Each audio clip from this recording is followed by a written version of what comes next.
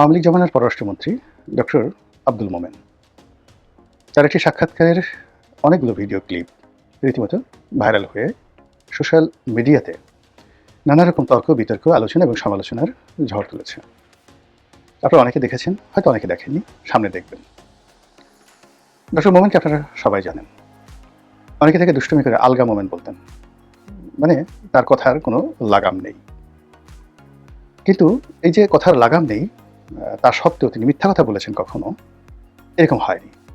এবং বিভিন্ন সময় তাকে প্রভোগ করা হতো, যাকে বলা হয় যাতে তিনি রাগ করেন, বেফাঁস কোনো কথাবার্তা বলেন। কিন্তু তারপরেও তিনি কিন্তু কখনো বেফাঁস কথা বলেননি, বরং তার যে সহজ সরল যে স্বগোক্তি, সেই জিনিসটি আমরা সবসময় দেখেছি। তো তার বক্তব্যের জন্য তিনি যখন পররাষ্ট্রমন্ত্রী ছিলেন, আওয়ামী লীগ বিরোধীরা একদম হা করে থাকতো যে তিনি যে কথাগুলো বলবেন ওখান থেকে জিস্ট সংগ্রহ করে সরকারকে, যাকে বলা হয়, তুলোধনা করা হবে। তিনি বলেছিলেন যে ভারতের সাথে আমাদের যে সম্পর্ক অনেকটা স্বামী স্ত্রীর সম্পর্ক। ভীষণ রকম হাসাহাসি হয়েছিল যে স্বামীকে স্ত্রীকে, তার সেই বক্তব্য নিয়ে। এবং ওই বক্তব্যের জন্য তাকে তার দলের মধ্যে নানা বিব্রতকর পরিস্থিতির মধ্যে পড়তে হয়েছিল। এরকম অসংখ্য বক্তব্য তার জমানাতে ছিল, কিন্তু তারপরেও ভদ্রলোক, একেবারে নিপাট ভদ্রলোক, শিক্ষিত সজ্জন ব্যক্তি। এবং তিনি গত 8.5 মাস ধরে বাংলাদেশে ছিলেন, এটা আমরা সবাই জানতাম। তারপর আমাদের দেশের আইন কানুন হলো কি, যেমন আমাদের অনেক লোক ক্যান্টনমেন্টে ছিলেন, এই আওয়ামী লীগের অনেক লোক, তারপর বিএনপির অনেক লোক, যারা ভিভিআইপি, যাদের জীবন থ্রেটের মধ্যে ছিল। তো জুলাই আগস্টের ওই ক্রিটিক্যাল মোমেন্টে তারা ক্যান্টনমেন্টে ছিলেন। এগুলো নিয়ে যখন আলাপ আলোচনা হলো, তখন ক্যান্টনমেন্টের পক্ষ থেকে তালিকা প্রকাশ করা হলো যে এরা ছিলেন। তারা যখন নিজেদেরকে নিরাপদ মনে করেছেন তারা চলে গেছেন। কিন্তু এরপর আর কোনো মানুষ ওই ক্যান্টনমেন্টের সঙ্গে ঠিক কন্ট্রাডিকশন, কনফ্লিক্টে যায়নি যে কেন তারা এই কজন লোককে আশ্রয় দিল। এর কারণ হলো আমাদের দেশের সবাই হলো শক্তের ভক্ত, নরমের জন। কিন্তু আমরা এখনও জানি না যে স্পিকার শিরীন শারমিন চৌধুরী তিনি কোথায় আছেন, কার হেফাজতে আছেন, এবং তারা তাকে প্রোটেকশন দিচ্ছে। তিনি কি দেশের বাইরে গেছেন না এখনও ক্যান্টনমেন্টে আছেন। এই জিনিসগুলো আমরা করি না এই কারণে যে আমরা কখনোই ক্ষমতাকে প্রশ্ন করার মতো দুঃসাহস আমরা বাংলাদেশে বসে দেখাই না। যারা বাংলাদেশ থেকে লাথি খেয়ে, গুঁতো খেয়ে, ভয় পেয়ে পালিয়ে গেছেন বিদেশে, এবং বিদেশে গিয়ে একটা পাশবিক জীবনযাপন করছেন। কেউ হয়তো সমকামী হয়েছেন, কেউ হয়তো যাকে বলা হয় ডিস্কো, ক্যাবারে, তারপরে শেষে অন্য যে সকল পশ্চিমা দুনিয়াতে পারভার্টেড সেক্সুয়াল রিলেশন রয়েছে, যেগুলোর মাধ্যমে ছেলেরা মেয়েরা টাকা উপার্জন করে। এবং আমাদের অনেক বাঙালি ছেলে just as a sex worker হিসাবে তারা সেখানে ইউরোপ আমেরিকাতে নিজেদের দেহ বিক্রি করে অর্থ উপার্জন করে। আর পার্ট টাইমে কেউ হয়তো ড্রাইভারি করে, পার্ট টাইম কেউ হয়তো ইউটিউবিং করে। তো এই সমস্ত লোকজন মানে এই প্রথমত তারা বাংলাদেশ থেকে গিয়েছে পালিয়ে, দ্বিতীয়ত তাদের অর্থনৈতিক কষ্ট, এবং ওখানে গিয়ে ইউরোপ আমেরিকাতে গিয়ে তারা যে পেশাগুলো বেছে নিয়েছে সেই পেশার কারণে তাদের ভিতরে সবসময় একটা ট্রমা কাজ করে, ভীষণ রকম ট্রমা কাজ করে। অনেকের যে রেকটাম, মলদার, এটা পচে গিয়েছে।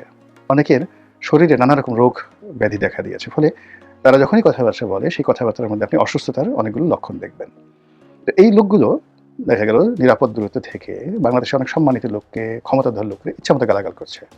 সেটা ডক্টর মোহাম্মদ ইউনূস হন কিংবা জেনারেল ওয়াকারুজ্জামান হোক, তারা ওইভাবে গালাগাল করতে পারেন মানসিক অসুস্থতার কারণে, বিকৃত মন মানসিকতার কারণে। এবং তারা যেহেতু নিরাপদ দূরত্বে বাংলাদেশে থেকে দূরে আছে, তো এবং সেখানে তারা অ্যাসাইলাম হিসেবে আছে, সেই অ্যাসাইলাম হিসেবে আছে।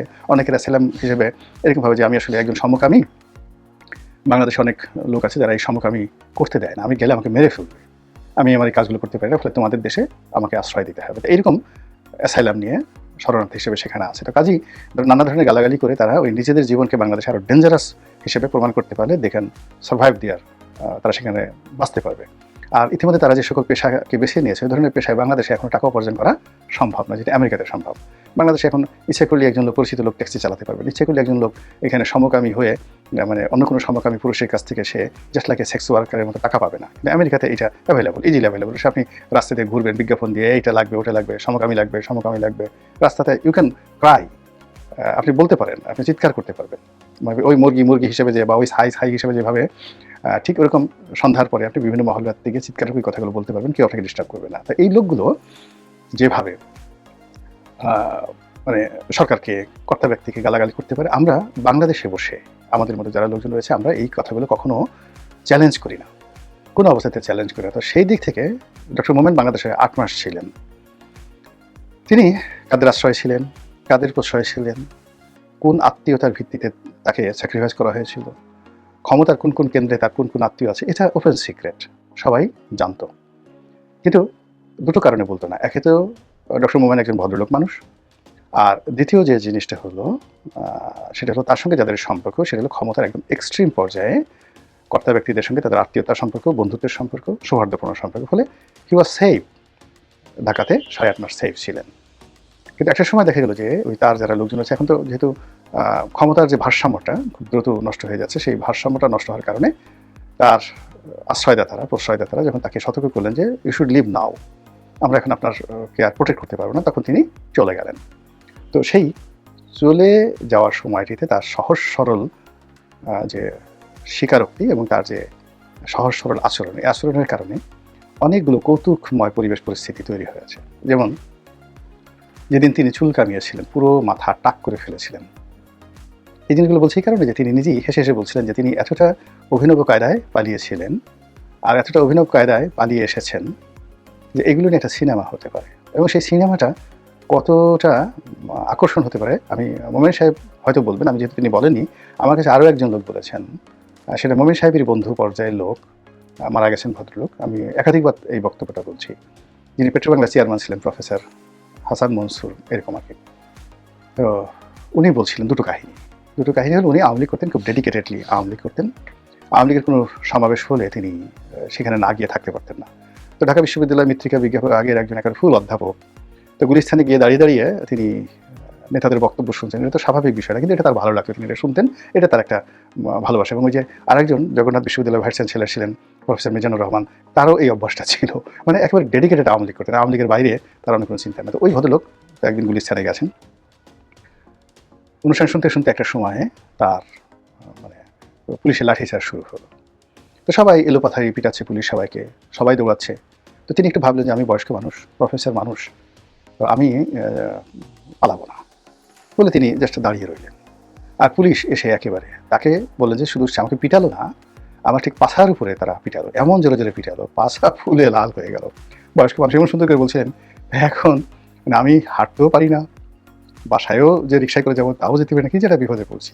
আর বাসায় গিয়ে এই কথা আমি কাউকে, আমার স্ত্রী বা অন্য কাউকে আমি বলতেও পারছি না, কেন সবাই বলবো যে তুমি বয়স্ক মানুষ, এই কাজ করতে তুমি কেন গেছো, আমার দুঃখ আরও বাড়িয়ে দেবে। এদিকে আমার যে জায়গাগুলো লাল হয়ে গেছিলো, এই জায়গাগুলোকে স্যাক দেওয়া, তারপর সেই জায়গাগুলো নিয়ে কয়েকদিন চলাফেরা করা, এটা আমার জন্য যে কী কষ্ট, প্রায় 15 দিন আমি এই কষ্ট করেছি এবং বাসার কাউকে আমি এই কথাটা বলতে পারিনি। মানে উনি সেই পেট্রোবাংলা চেয়ারম্যানের চেয়ারে বসে, এরকম একটা নাটক, আপনি চিন্তা করেন, এরকম একটা নাটক হলে, এরকম একটা সিনেমা হলে, এটা হুমায়ুন আহমেদের মতো একজন নাট্যকার যেটা রচনা করেন, কি অসাধারণ একটা নাটক হবে না? তারপরে ঘটনাটা আরও মর্মান্তিক, ওনার মুখেরই কথা। 111-এর সময় তো সবাই পালাচ্ছে, তো উনিও পালালেন। তো উনি বলল যে আমি পালিয়ে রামপুরায় আমার এক আত্মীয় বাসাতে গেলাম। তো সেই বাসায় একটা কাজের মেয়ে ছিল, 12-13 বছর বয়স, তো সবসময় তাকে স্যার ডাকতেন। তো যখনই তিনি সেই বাসায় পালাতে গেলেন, ওই কাজের মেয়েটা বুঝে গেল যে এর এখন আর কোনো গুরুত্ব নেই, তখন তাকে ডাকা শুরু করলেন নানা। তো প্রফেসর সাহেব বললেন যে আমি বুঝতে পারতেছি যে আমাকে নিয়ে ঠাট্টা হচ্ছে, ট্রল হচ্ছে, অপমান করা হচ্ছে, কিন্তু কিছু করার ছিল না। তো সে আমাকে নানা মনে করে, আমিও তাকে নাতি মনে করি। তো ভালো কথা, একদিন বাসায় কোনো লোকজন ছিল না, আমি ছিলাম আর আমার সেই 12-13 বছর বয়সী সেই দুষ্ট নাতিন, কাজের মেয়েটি ছিল। হাফ প্যান্ট পরতো আর একটা সালোয়ার পরতো, মানে কামিজ পরতো বড়। তো বললো যে একদিন আমি একটা রুমের মধ্যে বসে আছি, হঠাৎ করে সে সেই জানালা দিয়ে কি যেন দেখছে, আর ওই ভদ্রলোক সে চেয়ারে বসে বসে কিছু একটা করতেছে বা ই করতেছে। তো বলার পরে সে এখন সে কাজের মেয়েটা চিৎকার দিচ্ছে, ওরে নানা গো, সর্বনাশ হয়ে গেছে। তো সে জিজ্ঞেস করছে কি হয়েছে, বলে মিলিটারি আসছে। এই কথা শোনার সঙ্গে সঙ্গে প্রফেসর সাহেব বললো যে আমার মাথা একেবারে জ্যাম হয়ে গেল, আমি কোনো চিন্তাই করতে পারলাম না, আমার পুরো এমন জ্যাম তৈরি হলো যে বেকুব কাকে বলে, এসে তার বেকুব হতে পারে না। তা আমি ওর কাছে জিজ্ঞাসা করলাম যে বল তো আমি এখন কী করি, এখন কী করবো। তো বললো যে এক কাজ করেন, মিলিটারিতে রাস্তায় আমাদের ঘরে ঢুকবে, দেখি ঢুকে কিনা, এই সময়টা পর্যন্ত আপনি ওই চৌকির তলে পালান, খাটের নিচে পালান। তো সে প্রফেসর সাহেব বললো যে আমি আর মানে একটা সেকেন্ডও চিন্তা করার আমার সময় হলো না, আমি ওর কথা মতো খাটের তলে ঢুকলাম। আচ্ছা, খাটের তলে চিত হয়ে শুয়ে বা উপর হয়ে শুয়ে আমি ওই মেয়েটার দিকে তাকিয়ে আছি, আর একটু পরপর জিজ্ঞাসা করছি যে মিলিটারি গেছে বা আছে। তো মেয়েটা সে জানালাতে দেখছে, মুসকি মুসকি হাসছে, আর একটা হাত আমার দিকে বাড়িয়ে দিয়ে বলতেছে যে আমি হাত যখন নাড়াবো তখন আপনি বের হবেন, তার আগ পর্যন্ত আপনি বের হবেন না। তো আমি ওই প্রায় ১ ঘন্টা ওই খাটের নিচে মেয়েটার কথা মতো সেভাবে শুয়ে থাকলাম। পরে মেয়েটা যখন বলল যে চলে গেছে মিলিটারি, তখন আমি বের হলাম। তো এটা বের হওয়ার পরে আমি সেই বিকালে সিদ্ধান্ত নিলাম যে আমি মরে যাব। এই বাসায় যদি এই দুষ্ট নাতিনের কবলে থাকে আমি মরে যাব। পরে সে স্থান পরিবর্তন করে অন্য একটা জায়গাতে গেল। তো ডক্টর মোমেন তার জীবনে হয়তো এরকম যে ৮ মাসের পালানোর ঘটনা অসংখ্য স্মৃতি তার আছে, যেটা তিনি বলেননি। কিন্তু আমার কাছে মনে হচ্ছে যে প্রায় যারা বিভিন্ন জায়গাতে পালান তাদের জীবনে এরকম ঘটনাই ঘটে। আমরা জেলখানাতে অনেক কাহিনী শুনেছি, তারা মারা গেছেন বড় বড় বীর পুরুষ। তারা ওই জায়গাতে গিয়ে কীভাবে খাওয়া করে কান্নাকাটি করেছেন, কাপুরুষের মতো আচরণ করেছেন, সেই কাহিনীগুলো বলতে পারবো না, যেহেতু তারা মারা গিয়েছেন। কিন্তু এরকম বিপদে পড়লে মানুষের অবস্থা হয়, খুব খারাপ অবস্থা হয়। আবার বিএনপির অনেক বড় বড় নেতা তারা বিভিন্ন সময় পালাতে গিয়ে কী কাণ্ড করেছেন। কেউ হয়তো মোটরসাইকেলের পিছনে চলে পালিয়ে গেছেন, অনেকে বোরকা পরেছেন, অনেকে হাই হিল পরেছেন, এবং সুপ্রিম কোর্টের মতো জায়গাতে এই ঘটনাগুলো ঘটেছে। তো সেগুলো নিয়ে আসলে সিনেমা হতে পারে।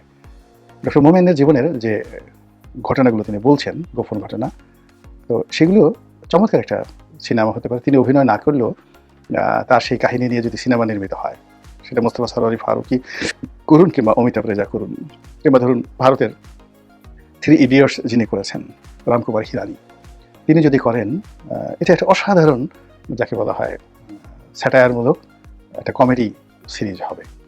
সেই রাম আর শ্যাম, রীতা আর গীতা, যে বিখ্যাত বিখ্যাত যে সিনেমাগুলো রয়েছে, তো এর চেয়েও অনেক হাস্যরসাত্মক সিনেমা হতে পারে। এবং এই যে রাজনীতির যে কমেডি এবং রাজনীতির যে ট্র্যাজেডি, আমরা এগুলো নিয়ে যতই কথাবার্তা বলি না কেন, কিন্তু যে ভদ্রলোক, সেটা প্রফেসর ওই যে মনসুর সাহেবের কথা চিন্তা করেন অথবা ডক্টর মোমেনের কথা চিন্তা করেন, তারা এই দুর্ভোগ এবং দুর্দশাগুলো যখন তারা ভোগ করেছেন, এখন ধরেন ডক্টর মোমেন হাসছেন, আপনার ভালো লাগছে, কিন্তু যেই সময় তিনি ভয় পেয়েছিলেন, প্রচণ্ড ভীত সন্ত্রস্ত হয়ে পড়েছিলেন, তখন তার চোখ কেমন হয়েছিল, তার মুখ কেমন হয়েছিল, তার মাথা কী পরিমাণ তেল ছিল, তার যে দাড়ি মোবারক তখন কেমন ছিল, তার ঠোঁট কীভাবে শুকিয়ে গিয়েছিল, ওই দৃশ্যগুলো একজন অভিনেতা, আমির খানের মতো একজন অভিনেতা যত সুন্দর করে ফুটিয়ে তুলতে পারবেন, আপনারা সেই দৃশ্য দেখে যত মজা পাবেন, এটা আপনারা এখন কল্পনা করতে পারছেন না। কিংবা ধরুন একদিন তিনি সেই খেতে বসছেন, এমন সময় কেউ তাকে ভয় দেখালো বা একটা খবর আসলো যে আপনাকে খুঁজছে, তার খাবার বন্ধ হয়ে গেল, তিনি চিন্তা করলেন যে আমি এখন একটু বাথরুমে যাবো, এখন তার যাওয়া দরকার।